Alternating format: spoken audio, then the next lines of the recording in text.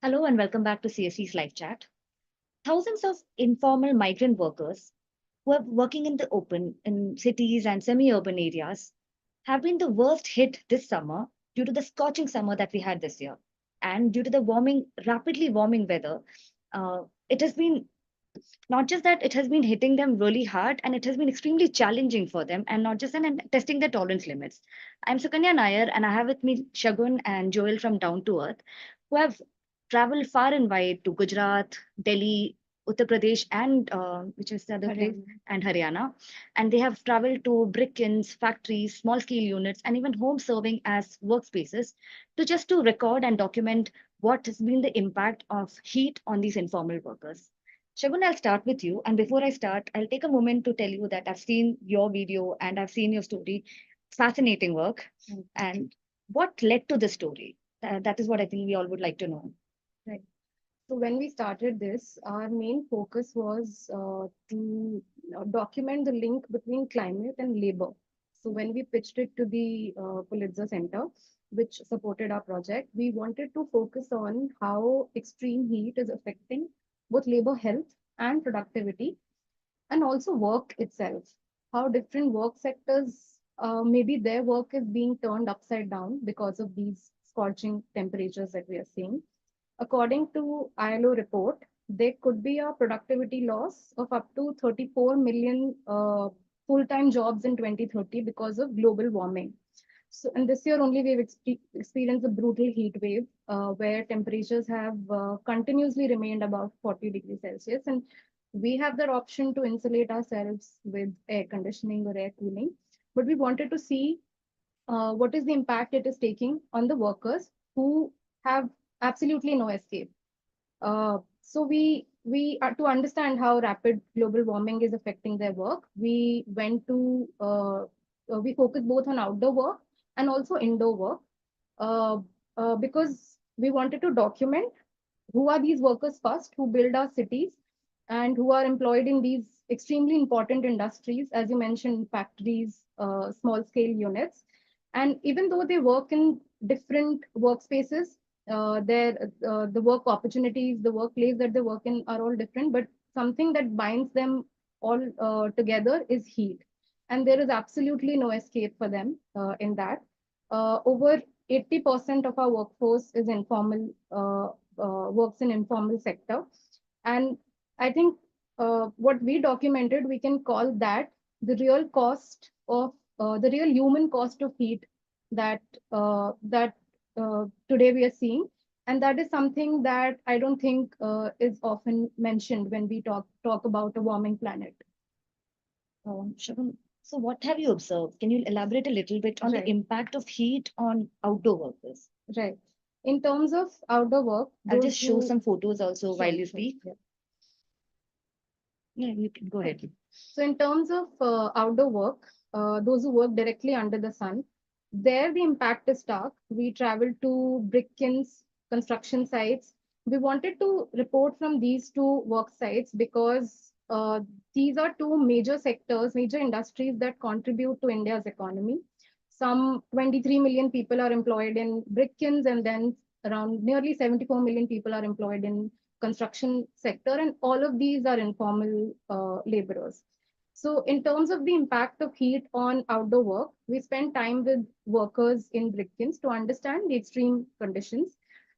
Now, there in the brick kiln, they are subjected to both the extreme ambient temperature and also the intense radiant heat they are getting from the kilns near where so many scores of people work. So now in a brick kiln, there are different categories of workers. First is those who make the raw bricks from soil, as you can see in the photo here. Now their work, as this woman is sitting, so their work means they have to sit continuously in this position under the sun for long hours. They have to complete their target that they've given themselves to earn their daily wage. The next category is those who work near the kiln. Now, a kiln is something where the bricks are burned at around 1100 degrees to 1200 degrees Celsius, which is producing like scorching heat. And we can't even imagine the kind of heat we have seen. We can't even imagine taking a walk for like say 10 to 15 minutes in the sun. But just imagine someone who's working near that kiln, who's continuously fueling it with husk, which is the fuel, and for nearly 3 4 hours continuously they have to stand uh, around that temperature, and nobody's factoring in the kind of impact it is having on the health of these workers. uh, they're often resorting to medicines. When we spoke to them, so the kind of questions we asked was, when was the last time you had a medicine? Because all of them visibly looked very exhausted, unwell. So they're often, their response was that we had one last week, and before that we had a week ago or maybe 15 days ago. But they weren't factoring in, or they weren't talking in terms of heat. They were just saying we often get these body pains. So all of the households that we spoke to, they keep these medicines readily available to them because they know that because of these medicines, they're being able to work. Because nobody's giving them, say, allowance if they're taking a leave or they're not able to work for a day. For example, one of the women we met, so she said she was looking very exhausted. And we asked her, how are you? We met her on a break, on her lunch break, and we asked her, how are you going to work after this? So she said that I'm going to pop a medicine, and I know my headache and my body pain will return. So I'll take another medicine again, and I'll continuously work after that because there is no other option. We also met a doctor at a nearest community center, which is quite near to the brick kilns where we visited. And the doctor told us that the number of patients that he's seeing now, especially in the months of May and June, that has increased twice as much than he used to see maybe 2 or 3 years ago. And most of these cases are of heat stroke or heat exhaustion, dehydration. And these workers, they are not, when we spoke to them, they're not talking in that sense that, they're just talking about how their health, but they don't know that heat is the one of the main causes that is causing their health to deteriorate. But the doctor told us in very absolute terms that this is what is happening, and all of these patients work from brick kilns or construction sites, agricultural laborers. Joel, I'll bring you in now. So usually people don't expect the indoor workers to have a horrible time, right? I mean, in terms of the working conditions, what has been your experience from your from the field, especially in terms of when you look at garment or textile industries? Thanks, Sugani. I'll just take off from what Shagun was talking about. So, so she talked about 23 million workers in the baking sector. Construction sector is even more. And in total, we're talking about people who are contributing to the GDP, who are contributing 50% of the GDP to be exact. So, I mean that sector is important. So we can't completely ignore that part. Coming to the indoor areas, look, heat. First, we have to understand that heat is not something that is technically bad for us. Any amount of almost all forms of energy comes from the sun. It is excessive heat that is the problem. Now, excessive heat can be outside. It can be inside as well. Now, what happens inside is that we are trapping that heat. So, I mean, during our field visit as well, we were discussing this, that we have to divide our story into two parts, basically. So one is exposure to heat, and the other is trapping the heat, and then the workers being trapped in that heat. So, so I'll come to our field visit. So we went to this textile factory in Gujarat, in Ahmedabad. And then so it's a big hall. It's a big hangar kind of an area. As soon as we enter, the condition changes completely. I mean, it's hot outside, but when we enter, you get this blow of hot air. You feel humid. It's a tall building, but still there's not much ventilation there. And as soon as you approach the boiler, it gets even more hotter. At that moment, we are sweating profusely and we are in that condition. But when we reach the boiler, and when that worker opens that boiler to fuel it, the heat is so much that, I mean, the sweat is gone and we are actually kind of shivering in that heat. So basically our bodies are like insulation. I mean, our skin is like, it insulates us from the cold or the heat. But when the heat gets so much, then it penetrates inside. So that's why you feel the shiver. Going on to the power looms, which power looms we went in Surat. So those are smaller spaces compared to this factory. It's a long rectangular space. That's the photo I think we can Yeah, we can show that. Yeah. So it's a long rectangular space, and you enter from one side. There are hardly any windows. And if there are windows, those are really small windows, so there's no ventilation as such. And you have around 20 to 30 machines. You can see in the photos. Those are big machines. They're making a lot of noise, and you're kind of making your way in between the machines and working there. Now, the workers there, they are tolerating that heat during the day. They are somehow tolerating it. They are not wearing their, I mean, they don't have any uniforms as such, but they are in their vests and bare minimum garments. And so they tolerate that heat during the day. And but the main problem is that how do they recuperate from that heat? So when they go back to their homes where they want to relax during the night, there the problem is that there also the condition is bad. I mean, there's no ventilation. The heat is still there, and add to it the nighttime temperatures and the minimum temperatures that are increasing nowadays. It is creating a hell on earth situation. So we have people on record saying on camera that workers have come back, they have slept, and they haven't woken up because the body is not able to cool down during that time. So also the irony of the situation is that all these places they're making clothes which are being sold in highly controlled cool areas, malls and all of that. So I mean it's kind of confusing as to how the journey of that particular product starts from and where it ends. So yeah, that's it. Shivam, let me rope you in now.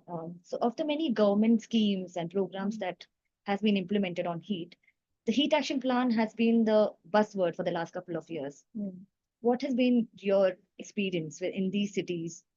Do you think they have been implemented? What do you think about it? One of the cities that we traveled to was Ahmedabad, and Ahmedabad was the first city, not only in India and South Asia, to get a heat action plan. This was in 2013.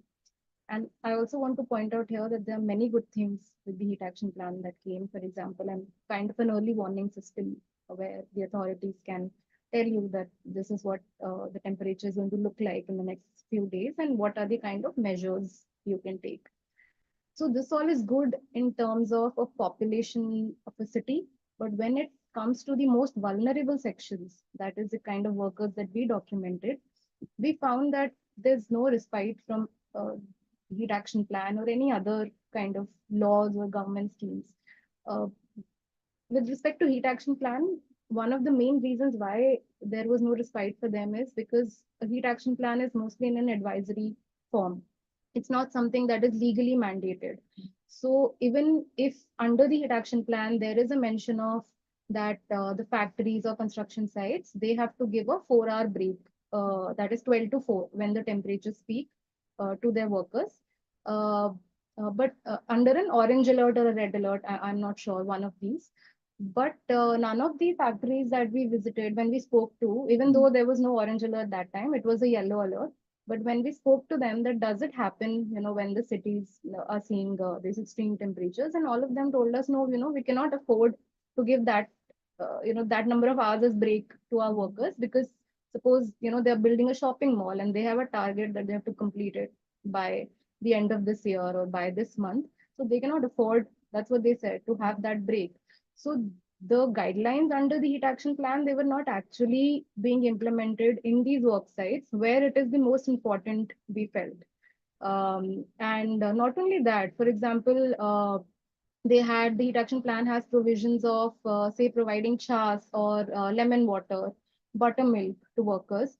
And all we found was water, normal cold water that was given. So when we asked, or ORS, for example, and which is very important to rehydrate.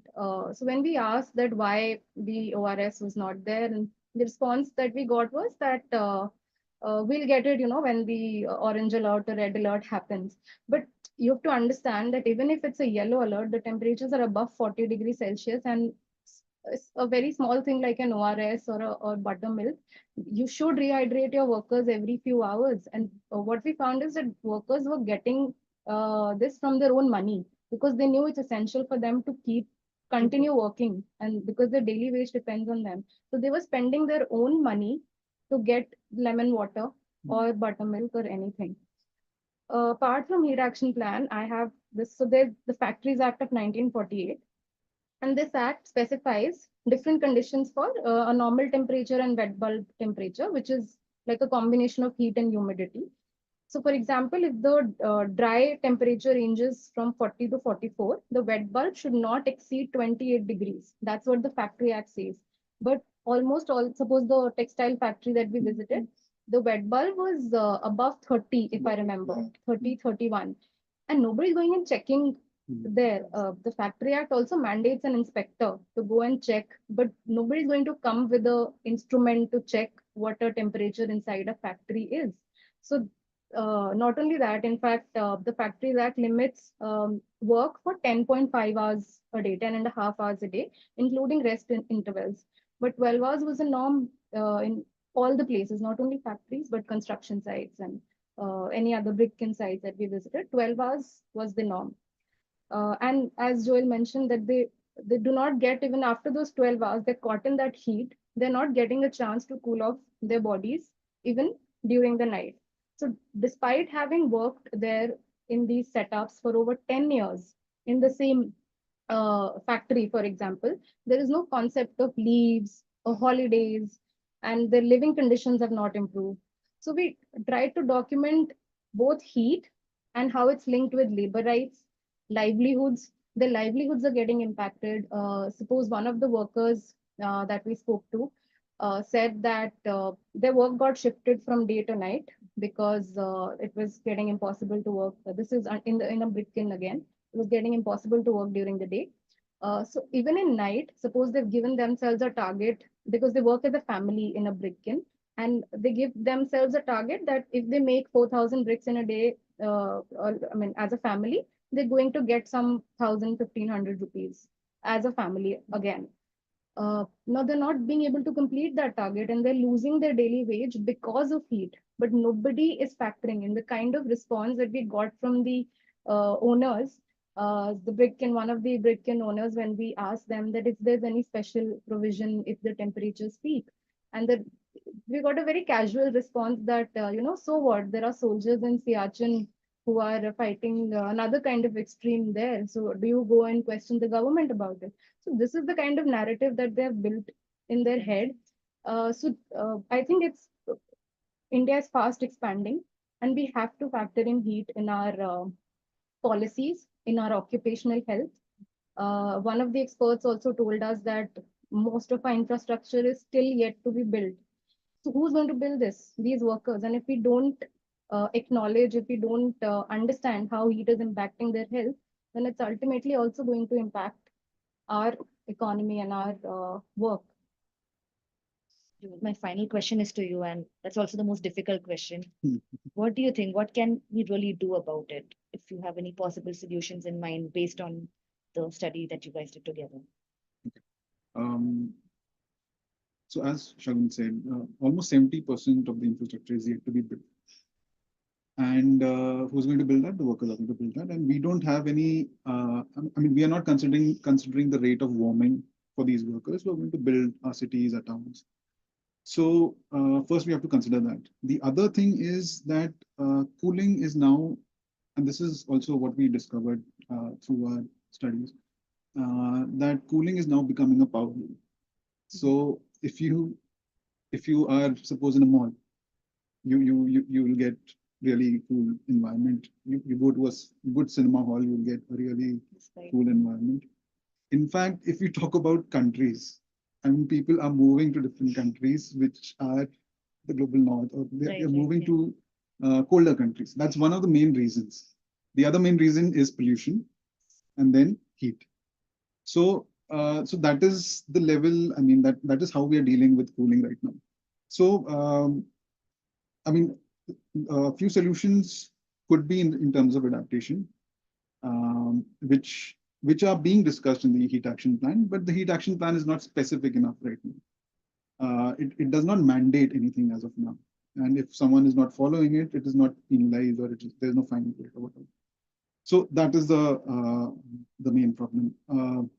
The other thing is that through mitigation.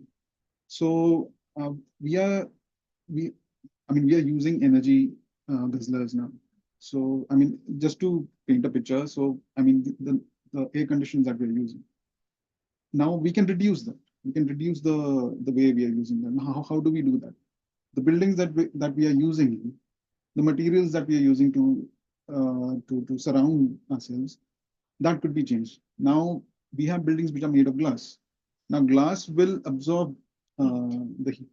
Now and then there's more energy required for the AC to function to cool that area. So what do we do? What do we do with the material? If we don't use glass, we can use other materials. We can use natural materials which can keep that area cool. And also something else that we also discovered during our talks with Professor Rajan Raval. He's from SET. He's a professor there. So he told us about spot cooling. So spot cooling is basically that we don't have to cool the whole volume of a space. We cool only parts where it is required. So for example, if you are sitting on a desk, we can have a fan just right on our faces instead of having an air condition which is far away and we are waiting for that cool air to come to us. So things like that. And we also talked about wearables. So wearables is basically so he showed us, he had a headphone kind of thing and there were fans attached to it. So workers can actually use something like that because they won't be able to go into a complete cool environment, but they'll be able to get some relief from those variables. So yeah, so But there's a small issue in that, right? If you think about it, because they're not even being the who should be providing ORS. It is also coming out of the laborers. And so unless there Who's is going to finance all who's going to this? finance That's it, that is a tricky bit, but we can only hope. the factories don't want to finance. So one of the examples in that textile factory in the boiler, so there is an NGO which is working to improve the living conditions, to improve the rooms where they live in, which right now are made of tin, as Joel mentioned, tin sheets or asbestos sheets, which trap the heat. So they are trying to remove that and make the rooms with some other material which will not trap the heat, which will give them some kind of insulation from that. So, but to convince even one factory to let them do this for their boiler workers took them 6 months because they always faced, hostility from the factory. So even when the NGO is ready to bear the cost, even then they're facing, this Resistance. hostility. So if they have to spend money from their own pocket, so there has to be some kind of an understanding, it, or the government has to step in and provide some guidelines on how to do this. So Or something maybe has we to have be to make it worked a out, little bit more stringent and not just a guideline. It has to be Yeah. implemented. implemented. Yeah, because this is something that's, this year we saw the extreme temperatures, but it's only going to get worse. So there's another kind of, I don't know to call it a solution, but we found this parametric insurance that was being piloted in Ahmedabad again, where laborers are being paid a kind of a compensation as insurance if their work, not if actually this, it is if the temperatures go above a certain degree, so they are getting some kind of money at the end of their peak period to compensate for the wage loss that they've had during heat or extreme heat. So that was piloted this year. We're yet to see what kind of impact, or how many workers, because again, the workers have to spend, most of them, not all. In some cases, some of the NGOs are coming forward and taking that insurance on behalf of the workers, but in others, workers are also spending from their own pockets. So someone who's earning a daily wage of say 400, 500 rupees, how willing that person would be to spending on a parametric insurance, that again is to be Yet to be seen. that was actually based on the expenses related to heat as well. So when you are feeling thirsty, the workers, they are having more drinks, or they are having the expense on talcum powders. So it was based on that they paid that insurance. All right. Thank you so much, guys. Thank It was a very interesting and also heartbreaking in some sense. Okay. I'll Thank see you guys soon with your new story. Sure. Thank you so much for watching. We'll be back soon. Bye bye.